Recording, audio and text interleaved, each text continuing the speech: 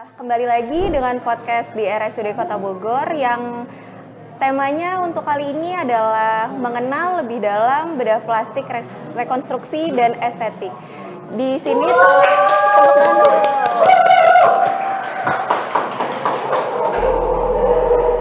telah bergabung bersama kita dokter bedah plastik yang akan bergabung di RSUD juga, yaitu Dr. Desita, spesialis bedah plastik, untuk yang akan memaparkan materi pada hari ini.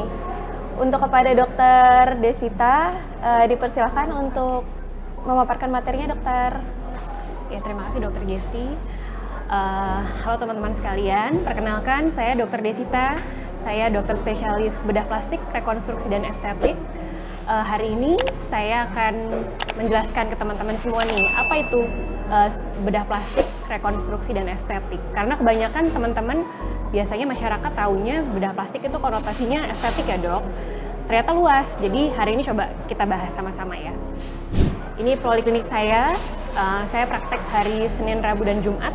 Jadwalnya tertera, bisa BPJS, asuransi maupun umum. Oke, hari ini kita akan membahas mengenai apa itu bedah plastik. Bedah plastik itu sebetulnya tidak memiliki batasan organ ya, jadi luas.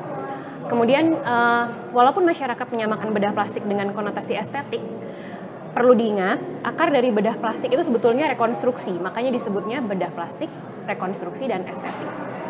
Nah, apa bedanya rekonstruksi dan estetik? Jadi rekonstruksi itu merubah sesuatu yang sakit, abnormal atau cacat menjadi normal. Sedangkan estetik itu merubah sesuatu yang sudah normal menjadi supernormal atau lebih sempurna. Oke, ini jadi terapi surgical itu memang paling atas ya. Jadi dimulai dari healthy living, penggunaan skincare zaman sekarang sudah banyak, kemudian injectable, misalnya penggunaan PRP, penggunaan botox, kemudian di atasnya lagi medispa. Ini maksudnya tindakan-tindakan invasif ya dok, invasif yang biasanya di klinik mungkin dermabrasi dan sebagainya, laser, kemudian baru surgical. Memang yang paling atas itu lebih invasif, namun nanti akan mendapat hasil yang paling baik dibandingkan yang di bawahnya. Ini kasus-kasus bedah plastik estetik yang umumnya masyarakat kenal ya. Jadi memang biasanya bedah plastik dikenal dengan kasus-kasus yang seperti ini. Yang pertama blefaroplasti. Blefaroplasti itu adalah operasi untuk memperbaiki bentuk dari kelopak mata atas maupun bawah. Disebut upper blefaroplasti ataupun lower blefaroplasti. Jadi nanti kita melakukan eksisi atau pembuangan kulit yang berlebih akibat aging atau penuaan. Lalu ada juga satu lagi, blefaroplasti Asian, yaitu membentuk kelopak mata biasanya pada pasien-pasien ras Chinese atau Caucasian, Mongolian. Kemudian breast augmentation ini biasanya pada pasien-pasien yang menggunakan silikon implant atau juga dapat menggunakan fat graft yang diambil dari lemak pasien itu sendiri. Namun selain itu, selain memperbesar ukuran payudara, bisa juga pada pasien-pasien yang usia umumnya untuk mengangkat jaringan payudara dok. Jadi diangkat ke atas tergantung derajatnya. Kalau derajat ringan bisa juga dengan breast augmentation, jadi kita masukkan silikon implant atau fat graft. Atau bisa juga pada derajat berat dilakukan mastopeksi. Jadi mastopeksi itu jaringan payudaranya dibuang sedikit kemudian dikembalikan ke posisi yang normal lagi ke atas. Kemudian ada juga rinoplasti. Rinoplasti itu augmentasi pada hidung, bisa menggunakan silikon implant. Yang zaman sekarang banyak bisa juga menggunakan autograft. Autograft itu kita ambil tulang rawan dari telinga atau dari tulang rawan kosta, iga. Kemudian biasanya lagi ramai juga nih dok, artis-artis K-pop kan mukanya figur feminin sekali ya, jadi umumnya mereka itu melakukan potong rahang atau disebut juga ortognetik dok. Gitu. Bisa juga ditambah dengan chin augmentation, yaitu ditambahkan silikon di dagu. Kemudian untuk body contouring bisa juga melakukan liposuction, yaitu penyedotan lemak dari berbagai tempat di badan, mulai dari lengan, perut, punggung, bokong maupun paha. Kemudian untuk biasanya ibu-ibu yang sudah melahirkan dok, itu bisa juga kita lakukan abdominoplasti. Abdominoplasti itu jadi kulit yang berlebih di bawah itu kita buang, kemudian skarnya kita sembunyikan di bawah yang tidak terlihat. Yang paling penting pada ibu hamil itu biasanya karena perutnya meregang, dok. Jadi otot perut itu akan terbuka. Jadi di antara otot perutnya itu walaupun sudah melahirkan akan tetap kendur dan terbuka. Nah, kan banyak tuh ya ibu-ibu walaupun udah hamil kok perutnya masih bergelambir. Itu sebetulnya memang karena di antara otot-otot itu tidak kembali. Nah, pada prosedur abdominoplasti ini kita akan mengencangkan dinding otot perut itu kembali. Ya, ini yang rekonstruksi ya. Jadi sebetulnya rekonstruksi itu ada banyak sekali. Ada luka bakar, ada bedah tangan, ada kraniofasial, ada bedah mikro, dan genitalia eksterna. Next, kita bahas satu-satu ya. Yang pertama itu dari, next slide, luka bakar. Nah, jadi luka bakar ini dipegang oleh dokter spesialis bedah plastik. Pada anak-anak itu biasanya akibat terkena air panas. Jadi biasanya orang tuanya sedang menyiapkan bak air panas, anaknya lari-lari, anaknya masuk ke dalam bak berisi air panas. Pada kasus seperti ini nih, dok, jadi mayoritas yang terkena luka bakar adalah bagian bokong dan genitalia. Kemudian bisa juga tersiram air panas pada saat orang tua menyiapkan air minum susunya, susu formula. Bisa juga pada yang gambar sampingnya itu di tangan. Jadi anak-anak jarinya masuk ke stop kontak, jadi rawan sekali ya. Kemudian pada dewasa umumnya biasanya karena ledakan gas LPG ataupun kecelakaan kerja pada petugas-petugas di PLN. Dan bedah tangan ini terbagi dua ya, ada trauma, ada kongenital. Kongenital artinya kelainan bawaan. Kasus trauma biasanya akibat kecelakaan kendaraan bermotor. Kemudian ada juga yang masuk mesin penggilingan, dok, kecelakaan kerja, terkena mesin pres, bisa juga terkena pemotong kertas, pemotong rumput. Kemudian kasus kongenital juga luas, banyak sekali. Contohnya di sini saya ambil kasus sindaktili. Sindaktili itu adalah jari-jari tangan yang bergabung, berfusi. Bisa sebatas soft tissue atau jaringan lunak atau sampai ke tulang. Nah, di sini kita lakukan pemisahan jari sehingga nanti akan berfungsi normal lagi. Ya, ini kraniofasial ya. Jadi kraniofasial itu umumnya yang ada di kepala dan wajah. Terbagi dua juga, trauma dan kongenital atau cacat bawaan. Untuk trauma ini yang kasus paling, tulang kan banyak ya di wajah ya, dok. Kasus yang saya masukkan ini panfacial fracture. Jadi semua tulang di wajah itu patah. Umumnya memang paling sering kecelakaan kendaraan bermotor, terutama pengendara motor ya. Bisa mengenai tulangnya saja atau bisa juga sampai mengenai jaringan lunak, soft tissue. Seperti kasus yang ini, kita lihat parah sekali ya. Namun nanti kita akan kembalikan struktur fungsi dan lokasinya itu akan kembali ke posisi normal kembali. Kemudian untuk kasus kongenital, yang paling sering dipegang bedah plastik adalah cleft lip palate. Itu adalah celah bibir dan langit mulut. Jadi nanti ini kasus before afternya yang sebelum dilakukan operasi dan setelah operasi. Kemudian kasus cleft atau celah ini ada yang lebih parah lagi, dok. Ada juga yang namanya facial cleft. Jadi tidak hanya di bibir dan langit saja, tapi di semua dari wajah. Bisa kena mata, bisa kena hidungnya, dok.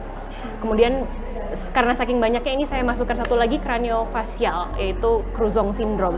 Jadi ini ada kelainan penutupan tulang di kepala sehingga ototnya tidak bisa berkembang dan menekan bola mata, jadi matanya terdorong ke depan. Kalau tidak segera dilakukan operasi bisa menimbulkan kebutaan dan juga retardasi dari mental. Nah, ini bedah mikro. Bedah mikro ini khusus ya, dok, dan memang karena namanya mikro artinya kecil dan membutuhkan mikroskop. Ini sangat amat berguna sekali pada kasus-kasus kehilangan jaringan yang luas. Contohnya kasus ini pasien dengan tumor di kepala, dok, luas. Setelah dilakukan eksisi, di foto di bawahnya itu kulitnya hilang semua di kepala. Jadi expose terlihat tulang kepalanya ya. Kan pasti infeksi ya, dok, kan bingung nih nutupnya pakai apa ya. Harus diambil kulit dari badan pasien itu sendiri. Jadi diambil kulit dari paha, kita ambil dengan mikroskop, dicari pembuluh darahnya, kemudian pembuluh darah itu akan kita sambung lagi dengan pembuluh darah yang ada di kepala. Jadi ada foto afternya di situ, jadi kepalanya bisa tertutup kembali. Kemudian genitalia eksterna, contohnya kasus bawaan hipospadi. Hipospadi itu kelainan di mana lubang ureter atau lubang saluran kencingnya itu tidak berada di ujung, dok, jadi di bawah. Nah, ini teman-teman juga harus hati-hati ya, karena kasus-kasus seperti ini tidak bisa dilakukan sunat atau sirkumsisi yang normal, jadi harus segera dibawa ke dokter gitu. Kemudian juga bisa yang baru ini sex realignment ya. Nah sebetulnya selain divisi-divisi tadi itu, bedah plastik tuh masih luas lagi dok, ada yang umum nih. Contohnya kasus kontraktur. Kontraktur itu adalah pemendekan kulit tertarik akibat trauma, misalnya luka bakar. Nah, pemendekan itu mengganggu fungsi dari sendi. Misalnya pada kasus ini ekstrim sekali nih dok. Tangannya itu terfleksi, tertarik ke arah belakang 90 derajat, tidak bisa bergerak sama sekali. Nah, di sini kita bebaskan tarikan tersebut, kemudian kita luruskan kembali. Lalu ada juga kasus skin degloving. Skin degloving, skin kulit, glove itu kan sarung tangan ya dok. Jadi memang seperti kulit yang terlepas sarung tangannya di kasus yang foto yang kedua itu. Jadi karena trauma yang cepat dan mendadak, kulitnya lepas semua. Bingung kan? Ini nutupnya kayak apa gitu ya. Nah, pada pasien ini dipasang tangannya sementara di lipatan paha, kemudian nanti didapatkan penutupan kulit, nanti baru kita rekonstruksi kemudian. Tapi tidak hanya di tangan aja, skin degloving itu juga bisa terjadi di paha, terutama dan juga lengan. Jadi biasanya terlindas ban truk mobil yang besar, jadinya copot seperti itu ya dok. Dan kulitnya itu biasanya umumnya sudah nggak viable, sudah mati, jadi harus diganti dengan penutupan modalitas kulit yang lain. Ini beberapa contoh kasus lainnya, pressure sore. Ini mungkin teman-teman di luar kenal juga namanya ulcus decubitus ya dok namanya. Sekarang namanya pressure sore karena betul-betul sore atau luka ini disebabkan oleh tekanan. Jadi luka yang disebabkan oleh penekanan tubuh. Makanya terjadinya biasanya pada daerah-daerah yang penonjolan tulang dok. Di sakrum, di tulang punggung belakang, di punggung, kemudian di sisi belakang kaki gitu ya. Nah makanya ini biasanya kalau orang normal, biasanya kalau udah pegel gitu ya, baring terlentang gitu dok, miring kan ya. Nah ini biasanya makanya terjadi pada pasien-pasien tua, usia tua dan yang kasus terminal. Jadi dia memang sudah tidak bisa mobilisasi. Kemudian kasus diabetic ulcer, ini pada kaki diabetes biasanya. Jadi pada pasien diabetes itu kan terjadi kerusakan pembuluh darah dan saraf dok. Jadi setelah ada luka biasanya pasiennya tidak terlalu kerasa. Kemudian ditambah lagi pasien diabetes itu penyembuhan lukanya kan sulit ya. Jadi nanti biasanya ini bisa kita lakukan perawatan luka dahulu, kita persiapkan bed lukanya dengan baik di poli. Kemudian nanti jika dasarnya sudah baik baru kita lakukan modalitas lain di kamar operasi. Terus ada juga limfedema. Limfedema ini akibat cacing. Jadi cacing itu menghambat saluran limf. Operasinya bisa dua, bisa reduksi massa, artinya kaki yang besar itu kita kurangi massanya sedikit-sedikit, atau bisa juga saluran limfnya itu alirannya kita perbaiki. Kemudian ada juga kasus hemangioma. Hemangioma ini yang merah itu ya, itu adalah tumor pembuluh darah. Umumnya terjadi di masa anak-anak baru lahir atau di masa awal kehidupan. Yang terakhir ini yang saya bahas hypertrophic scar. Nah ini umum sekali ya dok. Jadi semua luka itu pasti menimbulkan scar. Mau apapun, mau dokter bedah plastik yang bikin, semua pasti akan menimbulkan scar. Nah masalahnya bad scar atau good scar. Nah hypertrophic scar itu adalah scar yang tidak baik, bad scar. Jadi nanti kita punya modalitas sendiri supaya scar yang terbentuk itu akan tipis sekali dan hampir visible, tidak terlihat seperti itu ya. Oke, saya rasa kurang lebih seperti itu dok. Kasusnya sebetulnya banyak sekali, tapi mudah-mudahan ada gambaran bahwa bedah plastik itu tidak hanya mesti soal estetik ya dok. Ya, karena selama ini juga kita taunya kalau bedah plastik tuh cenderung ke estetik. Betul, gitu ya dok, yang kayak buat mancungin hidung, terus rahang tadi. Ternyata memang ada luka bakar juga, terus kontraktur dan lain-lain juga ada gitu. Mungkin nanti pasien-pasien di RSUD juga lebih tahu lagi kalau misalnya ada kasus yang luka bakar, kebetulan banyak juga dok di sini. Iya, sebelumnya kan mungkin belum ada bedah plastik, tapi sekarang udah ada. Jadi nanti mungkin bisa dikonsulkan ke dokter. Terus untuk kasus-kasus operasinya juga menarik sekali ya dok ya, dari operasi yang benar-benar hancur, direkonstruksi dengan bedah jadi banyak kasus plastik. emergensi juga ya dok. Ternyata dipikirkan mungkin kalau bedah plastik hanya di klinik saja gitu ya. Tapi sebetulnya kita banyak sekali kasus emergensi, luka bakar itu emergensi, patah tulang wajah yang tadi soft tissue-nya sampai hancur itu juga kasus emergensi gitu ya. Jadi mungkin nanti teman-teman di IGD, di rumah sakit rujukan tipe C atau di puskesmas atau di UGD sendiri mungkin juga lebih paham bahwa oh nanti kalau ada kasus seperti ini mungkin bisa dikonsul. Kebetulan ada poliklinik baru ya. Mungkin buat yang nonton aware juga dok, kalau misalnya terjadi kasus seperti itu, golden period itu berapa lama ya dok sampai harus datang ke IGD dan dilakukan tindakan? Sebetulnya secepat mungkin. Pada kasus trauma itu jangan lupa, teman-teman harus ingat namanya primary survey dan secondary survey. Setelah primary survey A, B, C, D, E itu teratasi, sudah siap rujuk segera. Nanti memang setiap kasus seperti luka bakar ada khusus ya dok. Jadi nanti kita balut dulu dengan kasa lembab, dialirkan dulu seperti itu. Kemudian pada kasus trauma mungkin dibebat tekan dulu seperti itu. Cuman pada prinsipnya semua kasus trauma jangan lupa primary survey, basic life supportnya harus diingat seperti itu. Paling kita sekarang masuk ke tanya jawab ya dokter ya, karena udah ada beberapa nih audiens kita yang bertanya. Yang pertama ini, dokter, jika perawatan keloid yang gatal dan perih bisa pakai BPJS tidak ya? Dan kalau misalnya nggak pakai BPJS itu biasanya biayanya berapa ya dok? Itu dok. Jadi keloid itu bisa berbagai modalitas ya dok. Kita harus tahu dulu ini keloid atau hypertrophic scar. Karena keloid itu adalah kalau orang awam mungkin bilangnya bakat ya. Jadi kalau memang ada bakat keluarga atau luka sedikit digigit nyamuk langsung luka besar tidak sesuai gitu dengan luka, jadi digigit nyamuk kecil tapi lukanya besar gitu ya, bulat besar, itu namanya keloid. Tapi kalau hypertrophic scar memang tadi yang saya jelaskan scar yang memang terbentuk. Nah kalau misalnya kecil mungkin keloid itu bisa dengan modalitas suntik steroid dan sebagainya.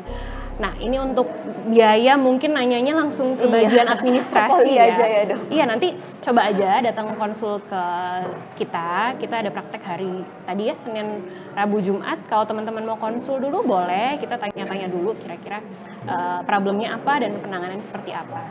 Dok, ingin menambahkan yang tadi dok, kalau misalnya keloid itu sebenarnya memang ada yang bakat keloid atau tidak gitu dok? Betul dok, jadi kalau keloid itu tadi lukanya kecil digigit nyamuk tapi bisa seperti jamur gitu ya, jadi dia membesar tidak sesuai dengan lukanya. Kalau scar hipertrofik lukanya misalnya garis ya lukanya seperti itu aja, mungkin dia menebal. Nah kalau misalnya seperti itu mungkin bisa diperbaiki tapi tidak bisa dengan modalitas seperti suntik steroid enggak ya dok, karena itu sebetulnya hal yang normal cuman butuh estetik yang lebih baik gitu. Kalau keloid memang karena genetiknya ya dok? Karena genetik, kalau keloid memang ada bakat ya, dok. Ini lanjut ke pertanyaan yang kedua ya dok, masih seputar keloid juga nih dok, kayak pada tertarik ya, sama keloid ya dok. Bekas luka itu kalau terjadi keloid apakah harus dilakukan operasi lagi atau bagaimana dokter? Ya keloid tapi perlu diingat ya, keloid itu bakat dan setiap ada luka di badannya pasti akan terjadi keloid lagi. Bisa misalnya teman-teman umumnya teman-teman yang masuk angkatan ya, biasanya saya ada keloid nih dok, saya persyaratan sekolah, bisa diminimalisasi tapi ada kemungkinan untuk tumbuh lagi bisa, tapi tidak sebesar atau separah kondisi yang sebelumnya seperti itu. Jadi memang tetap ada resiko untuk terjadi keloid itu adalah dok, kelainan yang bawaan seperti itu. Ini pertanyaan selanjutnya dok, apakah bedah rekonstruksi hanya dilakukan untuk memperbaiki tampilan luar atau juga dapat memperbaiki masalah fungsionalnya dok? Iya. Tentu saja kita memperbaiki fungsional juga ya dok, karena sebenarnya intinya adalah kita harus mengembalikan semua fungsi. Misalnya pada kasus patah tulang wajah, struktur tulang di wajah itu kan sangat kompleks dan fungsi di wajah itu banyak. Fungsi mata, fungsi penciuman, fungsi mengunyah, fungsi makan. Jadi dengan kita memperbaiki fungsi tulang, nanti fungsi matanya juga akan membaik. Jadi tulang-tulang yang menopang mata itu akan kita kembalikan lagi posisinya sehingga penglihatannya akan baik. Contoh satu. Kemudian untuk mulutnya nanti karena patah kan berarti ototnya ketarik semua kan dok. Tapi dengan tulang yang kita perbaiki nanti mengunyahnya juga akan membaik. Jadi itu adalah sesuatu yang pasti berkesinambungan dan kita pasti basicnya fungsi dulu. Kalau masalah rekonstruksi, jadi fungsinya membaik dulu baru nanti estetiknya belakangan. Berbeda dengan estetik, sesuatu yang normal kita jadikan lebih baik lagi seperti itu. Berarti kalau misalnya untuk rekonstruksi lebih ke fungsinya dulu ya dok, estetiknya mungkin nanti akan dilakukan operasi lagi atau diobservasi lagi. Sambil operasi biasanya kita evaluasi, kalau misalnya estetiknya dapat kita lakukan saat itu juga Bisa langsung. Tapi kalau misalnya memang kita mengutamakan fungsi utamanya dulu, kita fungsinya dulu. Ada pertanyaan selanjutnya nih dok, apa saja resiko dan komplikasi yang mungkin terjadi selama atau setelah prosedur bedah plastik, rekonstruksi atau estetik dokter? Oke, ini jawabannya luas sekali ya dok. Jadi semua Tergantung tindakannya ya, semua dok. tindakan mau invasif, mau tidak invasif. Misalnya gini, laser aja yang tidak invasif pasti ada resikonya. Apalagi yang invasif, jadi pasti ada resikonya. Misalnya pembedahan yang umumnya bisa terjadi perdarahan, bisa terjadi infeksi, bisa sebenarnya goal operasi yang kurang maksimal itu juga termasuk komplikasi, tapi kita pasti akan meminimalisasi apa yang akan menjadi komplikasi, dan harus dipahami dulu sama pasien bahwa semua tindakan itu pasti ada komplikasinya dok, gitu. Jadi memang namanya tindakan pasti semuanya ada resiko dan komplikasi dari masing-masing tindakannya ya dok ya. Betul. Ada pertanyaan lagi, ini apakah hasil akhir dari prosedur bedah plastik, rekonstruksi atau estetik itu dapat bertahan selamanya dokter? Seharusnya bisa ya dok. Jadi begini, kalau kasus rekonstruksi itu kita tujuannya adalah fungsi yang tadi ya, kita mengembalikan sesuatu yang sakit menjadi normal. Itu umumnya bisa mencapai hampir seperti semula.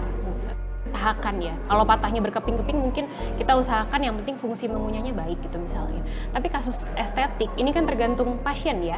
Kadang ada pasien yang senang hidungnya mancungnya seperti ini, ada yang referensinya artis ini. Jadi tergantung kepuasan dari dirinya sendiri gitu. Jadi kalau beda sekali tujuan utamanya itu. Jadi kalau rekonstruksi tujuannya adalah fungsi, kita mengembalikan menjadi normal, sedangkan kalau estetik itu tergantung pasiennya, keinginannya seperti apa gitu. Lanjut pertanyaannya dok, apa saja sih persiapannya untuk sebelum menjalani prosedur bedah plastik, rekonstruksi atau estetik ini dokter? Ya, kalau umumnya sama ya dok, seperti prosedur ini kalau kita ngomongin bedah ya. Kalau bedah umumnya sama seperti bedah yang lain, jadi kita preoperasi itu kita harus persiapkan umumnya persiapan darahnya dicek dulu, kemudian tekanan darahnya kita konsulkan dulu ke dokter-dokter yang terkait, misalnya usia tua kita konsulkan apakah ada perlu ke jantung, ke dokter jantung, kemudian ke dokter penyakit dalam, karena kalau usia di atas 40 tuh umumnya banyak resiko ya dok. Kemudian yang pasti juga kita harus konsul ke dokter anestesi, karena dokter bedah setiap tindakannya pasti bekerja sama dengan dokter anestesi, dan beliau yang tahu nanti pasien ini butuhnya apa atau ada resiko apa, seperti itu. Biasanya kalau misalnya operasi di bagian bedah plastik ini dok, apakah di cover BPJS atau hanya rekonstruksi saja ya dok? Pertanyaan bagus ya dok. Memang BPJS itu ditujukan untuk kesehatan. Jadi memang masyarakat itu diajak pemerintah untuk subsidi silang untuk membantu teman-teman yang kekurangan, membantu yang kesulitan seperti itu. Jadi sudah pasti memang yang estetik itu tidak di cover karena kita tujuannya adalah membantu teman-teman yang kesulitan seperti itu. Tapi nanti untuk harganya mungkin kita harus tanya ke sini ya, karena saya juga nggak hafal gitu, dan tiap tindakan apakah dia operasi minor atau mayor itu kan ada pertimbangannya masing-masing ya dok. Jadi nggak bisa tiba-tiba pasien minta dimancungin hidung pakai BPJS ya dok ya? Kalau BPJS kasihan dong teman-teman yang udah bayar ya dok. Iya. Baik dokter, mungkin untuk terkait masalah pengenalan bedah plastik ini ya dok, kalau misalnya untuk orang awam kan itu ya tadi tuh masih mindsetnya kalau bedah plastik tuh estetik gitu dok. Jadi kalau misalnya ada di rumah sakit, misalnya dikonsulin ke bedah plastik, pasti tuh mikirnya kayak ke arah estetik. Itu gimana sih dok biar kayak ngasih paham ke masyarakat nih kalau misalnya memang bedah plastik ini ada emergensinya juga gitu.